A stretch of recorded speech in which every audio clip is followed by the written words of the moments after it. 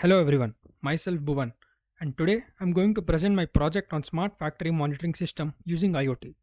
This project was done as a part of my IoT internship, and in this presentation I will explain what the project is, what I learned, and how the system works. Now let's begin with a short overview of the internship. I did my internship at Emertxe. It was an online internship for 1 month. In this internship, I learned how industries use sensors and IoT systems to monitor machines and surroundings. In my project, with the help of a mentor, I created a system where the sensor is collecting the data and it is shown on a dashboard. I used simulation tools and cloud platforms for the implementation of this system. Now, I will explain what I learned during this internship. During this internship, I learned both the concepts and the practical skills. I learned programming using C++ in Arduino IDE. I learned how to connect sensors like DHT22, LM35, LDR, and PIR with Arduino. I also learned about MQTT, which is used for the transmission of data in IoT systems. I understood how data moves from sensors to cloud and then back to the dashboard. I also learned how to create dashboard using ThingsBoard. For simulation, I used PiximLab. Now I will show the tools and platform used. In this project, I used three main tools. First is the Arduino IDE, which is used for the writing and the uploading of the code. Second is the PiximLab, which is used for the simulation of the hardware. Third is ThingsBoard, which is used to create the dashboard and view the data.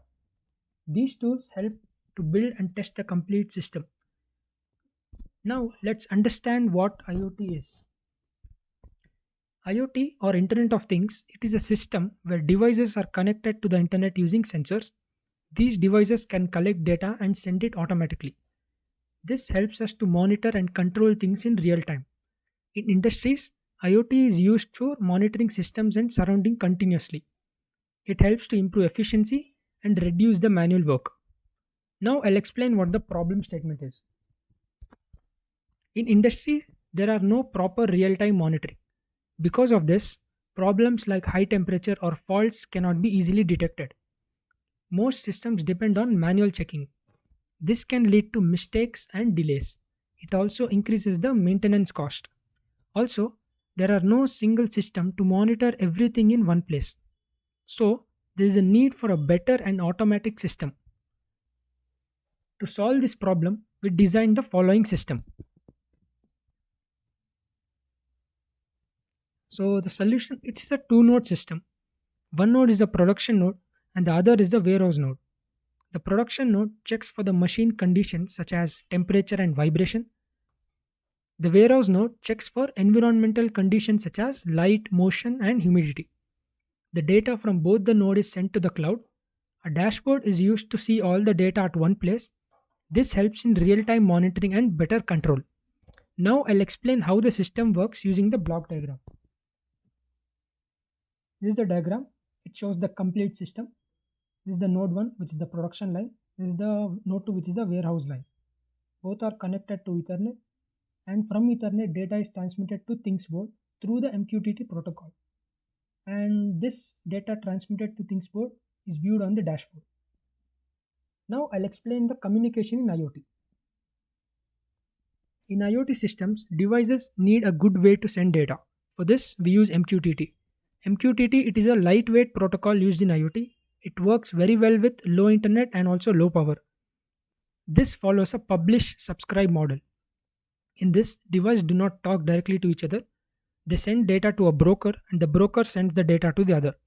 This makes communication simple and efficient. Now I'll explain the library used for MQTT. So here we are using PubSub client library. PubSub client library is used in Arduino IDE. It helps us to use MQTT in our project. With this library, Arduino can be connected to the broker. It can send data to the cloud, which is called publish. It can also receive data, which is called subscribe. The library makes MQTT easy to use in the Arduino. Now I'll explain the different sensors used in this project. First, we have DHT22 sensor. It is a sensor that is used to measure temperature and humidity. It gives both the values together. It has good accuracy compared to a single sensor. It sends data in digital format to the Arduino. In this project, it is used to monitor the environmental conditions. Next, I will explain the LM35 sensor. LM35 is a temperature sensor. It gives output in analog form. The output increases as the temperature increases. It is easy to use because it directly gives the temperature in degrees Celsius. In this project, it is used to measure the machine's temperature. Next, I will explain the LDR sensor. LDR, also known as light dependent resistor. It is a light sensor. Its resistance changes based on the light. When the light is more, the resistance becomes low. When it's dark, the resistance increases. It gives analog output to the Arduino. In this project, we used it to detect light conditions in the warehouse. Next, I will explain the PIR sensor. PIR sensor, it is used to detect motion. It works by sensing infrared radiation from objects or humans. It gives digital output either in high or low. In our project, we simulate it using a push button. Next, I will explain the vibration sensor. Vibration sensor is used to detect vibrations. If the vibration increases, it may indicate a fault. In this project, we use a potentiometer to simulate the vibration. As we change the knob, the value changes. This acts like different vibration levels. It is used in the production module. Now let's understand the production module. This is the production line, and Arduino Uno is used as the controller. It collects data from the sensors. The sensors used are DHT22, LM35 and potentiometer for vibrations. These sensors monitor the machine condition continuously. LEDs are also used to show the machine status and relay status. Data is sent to the cloud using the W5500 Ethernet module. In this module, there are two alarms. The first is a vibration warning. If vibration is high, it gives a vibration alarm. The second is the temperature alarm. If the temperature increases beyond the limit, it gives a critical warning. These alarms help in detecting problems easily.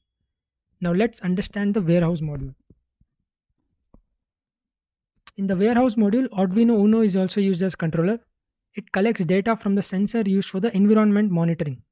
The sensors used are DHT22, LDR and push button for the motion. There is also a door switch and ventilation relay LED. The data is sent to the cloud using the Ethernet module. In this module, there are two alarms. The first is warehouse is dark. If the light level is low, it gives warning. The second is the high humidity. If the humidity is high, it can affect the stored materials. Therefore, it gives alert maintaining a proper condition in this warehouse. Now I'll explain the dashboard used for the system. In this project, dashboards are created using ThingsBoard. There are separate dashboards for production and warehouse. There is also a combined smart factory dashboard. These dashboards show real-time sensor data. They also show alerts and system status. We can also control device like relay from the dashboard. This makes monitoring and control easy. Now I'll demonstrate the working of the system. So let's begin with a project demo. So this is the main program file for the node. Here I included all the required libraries such as SPI, Ethernet, PubSub client and DTH. These libraries helps in communication of the sensor, reading and sending the data to the cloud. Next, we'll move to the configuration.h file. This file contains all the configuration settings.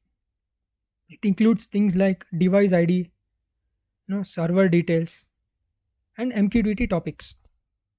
Now let's move to the sensor manager file. This file is responsible for handling all the sensors. It reads the data from DHT22, LM35, LDR and vibration. It also processes the data before sending it to the cloud. Now let's move to the actuator.cpp file and actuator.h file. These two files contains all the code that is necessary for controlling the output of the devices. It handles things like relay control, LED indications. Based on the commands from the dashboard, it turns the devices on and off. Next, let's move to the network.h and network.cpp file.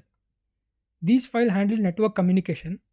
It sets up the Ethernet connection using the W5500 module. It ensures that the device connects to the network properly. So this module is responsible for the internet connectivity. Next, Let's move to the telemetry.cpp and telemetry.h file. These files are used for the sending data to the cloud. It takes the sensor data and formats it properly and sends the data to the ThingsBoard using the MQTT. So this module handles the data transmission. Next, we'll go with the rcp.cpp and rcp.h file. These files handle the remote procedural calls. It allows the dashboard to send a command back to the device. For example, turning relay on and off. This can be seen in the demo.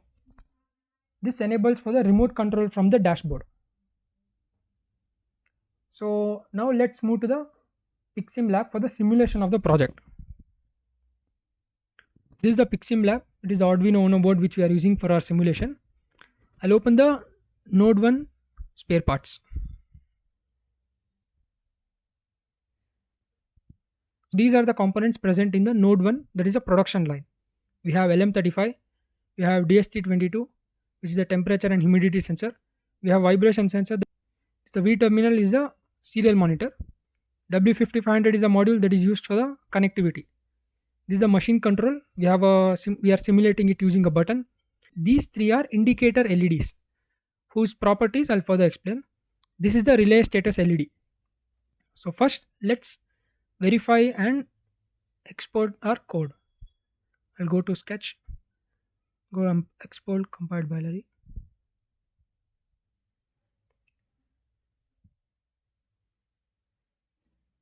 Okay, it says it's done compiling. Now let's go to Pixim lab and simulate. Go to file, load hex file to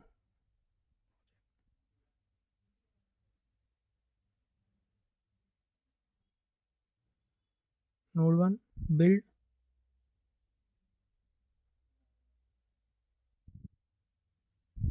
Okay.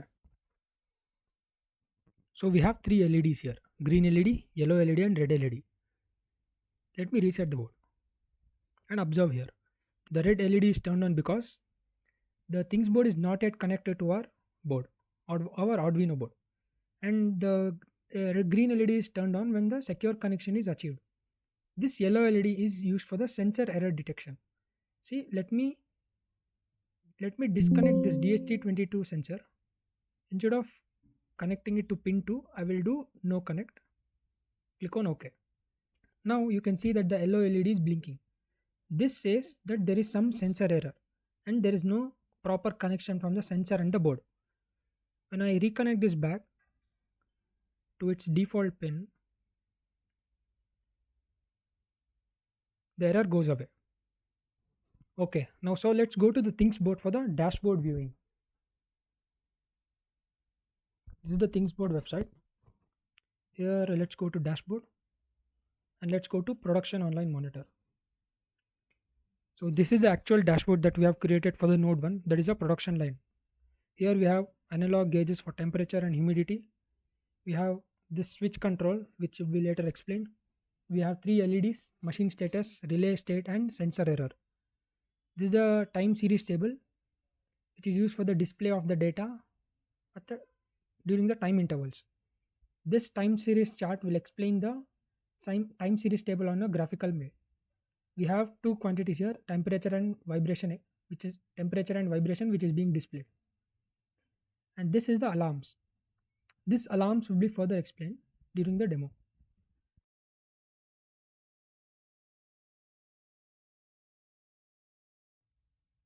Now I'll change the values in the Pixim lab. Let's observe the changes happening in the dashboard. So first, let me increase the LM35 temperature value to about 102 and temperature to about 46 and humidity about 70%. After 5 seconds, which is the time required for the reconnection and the data updation, we can see that the temperature value gets updated to 45 and the humidity to about 70%.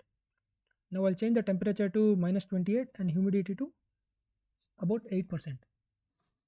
You see, it reaches -28 and humidity to 6%. Okay. Now let's see this LED, machine status LED. This is used for the controlling of the machine status LED. This is simulated using this button. When I click and hold this button, you can see that the LED in the dashboard turns off and turned on. So therefore we are able to control this LED from our Pixim lab using this button. Hold the button, it's turned off. After some time it turns on when the data gets updated. This is the relay status and this is the relay state button. So we have this switch control in the ThingsBoard app, which is used for controlling the relay. So as you can see, now the relay is in off condition, and so is the relay status LED here. When I turn on this switch, we can see that the relay status LED is turned on. This way we are able to control a module from our ThingsBoard to the actual Arduino. Now I'll turn it off. You can see the relay status turned off. Next, this is the vibration sensor. Vibration sensor, since there is no vibration sensor available in the Pixim lab, we are simulating it using the potentiometer. When I increase the values of the potentiometer, the values you can see gets updated here. Temperature, humidity, LM35, machine status, all the values are getting updated with the timestamps here in this time series table. This gives an overview of all the values changes taking place in the production line monitor. Okay, now let's talk about the alarms. There are two alarms set for the production line. First is the warning. We have vibration warning and high temperature alarm. Let's say due to some conditions, temperature becomes very high and the humidity also becomes very high of the production line. So does the LM35. Now to notify this high temperature and high humidity, these alarms are used. As you can see, we have a vibration warning and temperature alarm saying that the temperature is critical and the vibration warning giving a warning. So we have vibration and temperature alarms. These will display that the severity is high. For vibration, we have a threshold of 700. So if the vibration value reaches above 700, we get a warning here. For temperature, we have about 35 degrees Celsius. If the temperature goes beyond 35 degrees Celsius, we get an alarm, critical alarm here. The sensor error can also be viewed from the dashboard. So I'll repeat the same thing which I did earlier, that is disconnecting this DHT22 sensor. So we get an indication here already, the blinking yellow light, and so does the LED in the dashboard. So the sensor error LED is turned on, saying that there is some error. Observe this. Now I'll connect it back.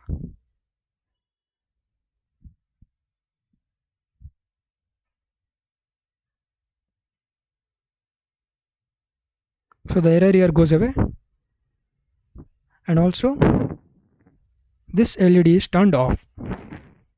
So this completes our production line monitor.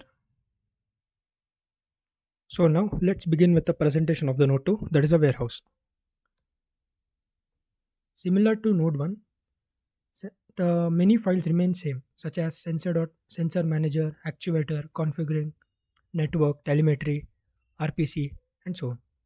So instead of wasting much time here, I will continue with the presentation on the Pixim lab. Let's jump to Pixim lab. This is the Arduino Uno, which is used for the simulation of the node 2. These are the sensors that are involved in the node 2. We have DHT22, LDR, which is a light sensor, PIR sensor simulated using a button, door switch, W5500 Ethernet module, V terminal, and same 3 LEDs, which I'll explain later, and then a ventilation relay indication LED. So first I'll export the compiled binary of this node 2.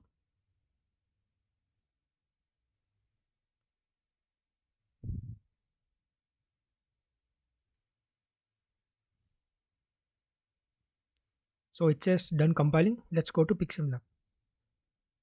Here I will upload the file.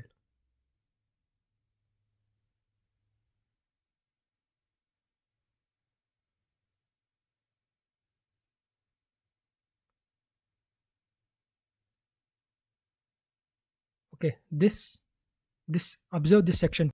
We have green LED, yellow LED, and red LED. The functionality of these LEDs is similar to the node 1. Let's say there's a sensor error. I'll disconnect this sensor. You can see that the yellow LED starts blinking. And once everything is fine and there is a secure connection, the green LED alone will be on. So now let's jump to ThingsBoard for the visualization of the data. So this is the ThingsBoard dashboard for the warehouse node 2. We have analog gauges for the humidity and temperature. We have this LDR value display. And similar to node 1, we have time series table and time series chart, which is displaying the temperature. We also have 3 more LEDs here, which is the door LED, motion LED, and relay state LED. And these are the alarm section, which I'll explain further. And also this LED is dark functionality will be explained further. And this ventilation override switch. So let's change the value and observe the change. So I'll be changing the values and we can observe the changes on the ThingsBoard dashboard. So I'll increase the humidity and temperature. As we can see, both the things are getting updated. The temperature is about 61 and the humidity is 75%. So when I lower the humidity and temperature, you can see the dip in the value here.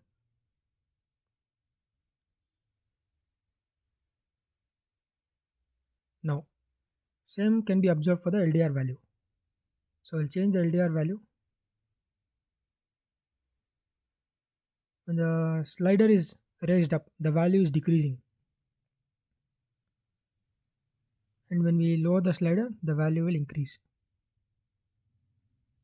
So similarly we'll observe these LEDs now. Observe this door LED. When I turn off the switch, the door is off. When I turn on the switch, the door is turned on. And this is the motion. So the motion LED will be turned green once it detects motion. So the condition for detecting motion here is the PIR sensor should be triggered for 10 seconds continuously. So if I hold this button for 10 seconds, we can see that the motion LED turns green saying that there is motion. And again after some time,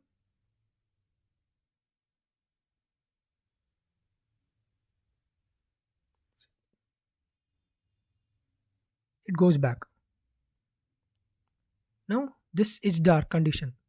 So when the LDR value reaches below a threshold, the is dark LED will be turned green, saying that the room is dark. So let me raise the slider here. You can see the LED is turned on, meaning that the room is dark. When I decrease the slider here, the LED turns off, saying that there is enough light in the room. Similar to node 1, we have certain alarms set for the node 2. These alarms are show here. So we have 2 alarms set for the warehouse. First is warehouse is dark.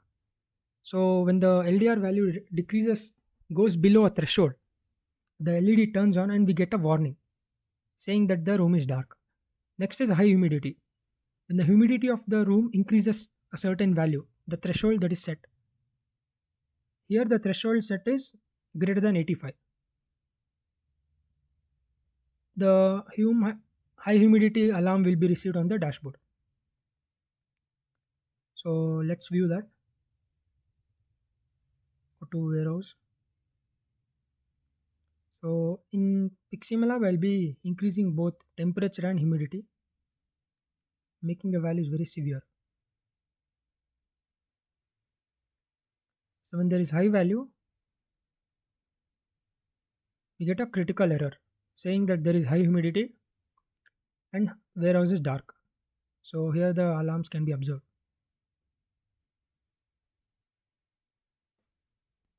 Okay, when there is high humidity, we need a way to control the humidity of the warehouse. So this ventilation override switch is set up. When the switch turns on,